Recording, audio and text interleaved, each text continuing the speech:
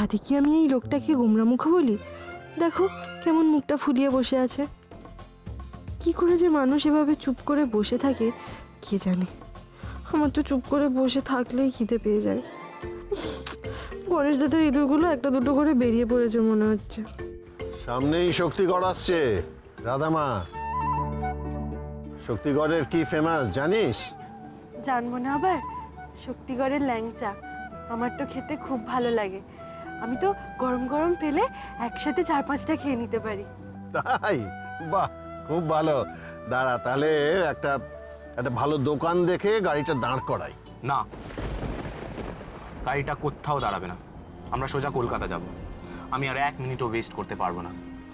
আরে বাবা, ঠিক আছে, সামান্য কয়েকটা মিষ্টি কিনতে কতক্ষণ সময় লাগবে? না ড্যাড, আমি বললাম না গাড়িটা দাঁড়াবে না। এই তোরা তো ল্যাংচা খাওয়ার কি হলো রে?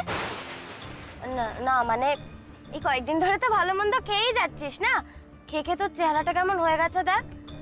আমার তো এখনই ভয় করছে, এতটা রাস্তা যদি তোর দিকের গাড়ির টায়ারটা পাংচার হয়ে যায়। ঠিক আছে ঠিক আছে, গাড়ি দাঁড় করাতে হবে না, আমরা সোজা কলকাতায় যাই। আরে বেশ, তুমি কেন এত ইরিটেটেড হয়ে আছো আমি বুঝতে পারছি। ড্যাড, আমি কাল থেকে নিজের ফোনটা খুঁজে পাচ্ছি না। ওই বিয়ে বাড়িতে এক গাদা লোকজন এসেছিল, আমার মনে হয় ওখানেই কেউ আমার ফোনটা চুরি করে নিয়েছে। শুনুন, গ্রামের লোকেরা গরিব হতে পারে কিন্তু তারা চোর নয়। আপনি নিজের জিনিস নিজে সাবধানে রাখেননি, হারিয়ে গেছে, ওদের নামে কেন শুধু শুধু দোষ দিচ্ছেন? হারিয়ে ফেলেছি মানে? আমি বাচ্চা নাকি যে নিজের ফোনটা যেখানে সেখানে রাখবো আর হারিয়ে ফেলবো? শোনো, ওটা আমার খুব ইম্পর্টেন্ট কাজের জিনিস, সেটা আমি এখানে ওখানে ফেলবো না আর হারাতেও পারবো না।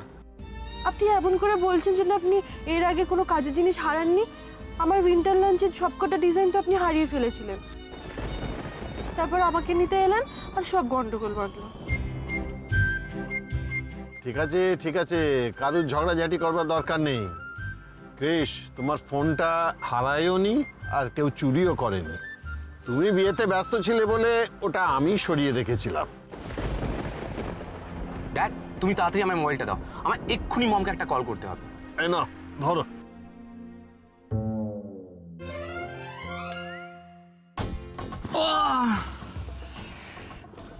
দিন দিন আরেকটা ঠোকা দিন, একটা দিলে কিন্তু সিং গজায়। Please stop this nonsense Radha. তুমি কি 1 মিনিটে চুপ করে বসতে পারো? ফোনটা পড়ে গিয়ে ফোনটাও সুইচ অফ হয়ে গেছে, এবার আমি মমকে কল কি করে করব?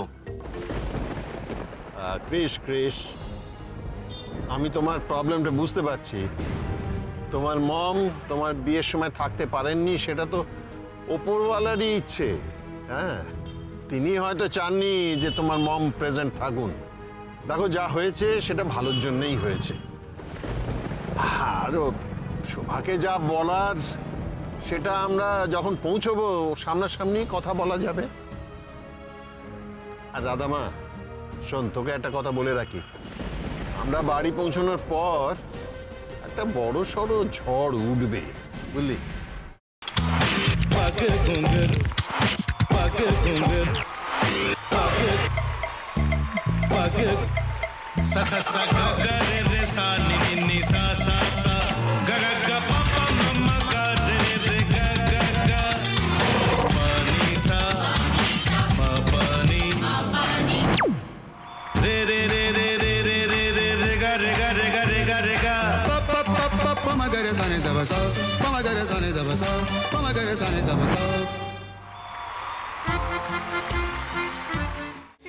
ভাতের সঙ্গেই খায়।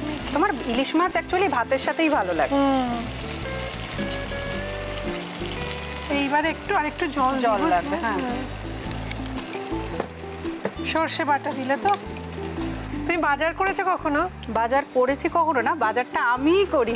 কোথায় বাজার করো? আমাদের, হ্যাঁ, আমি বেলঘড়িয়া, মানে আমি খুব খাদ্য রসিক, সত্যি বড়। হ্যাঁ, মানে ধরো শনি রোববার হলেই আমার মনটা চুপচুপ করে।